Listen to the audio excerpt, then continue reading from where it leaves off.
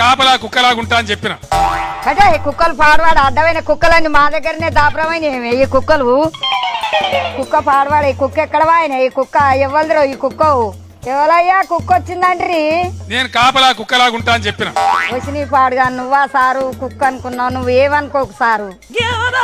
నేను ఎప్పటి నుంచో చెప్తా ఉన్నా. ఏందది?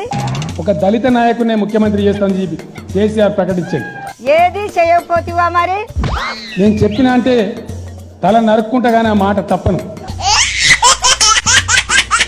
ఏతుల ఎంకి ఎక్కెక్కి పాడంగా కోతుల పోసేయ కోసుకుంటానడంట. రేపటి తెలంగాణ రాష్ట్రానికి దళిత నాయకుడే ముఖ్యమంత్రిగా ఉంటాడు. ఇప్పుడు చెప్పిన శాస్త్రం అర్థం కాలేదా నీకు? నేను ఎప్పటి నుంచో చెప్తా ఉన్నా. ఈ జూట మాటలు కాదు, ఆ చెమట దూడ్చుకో.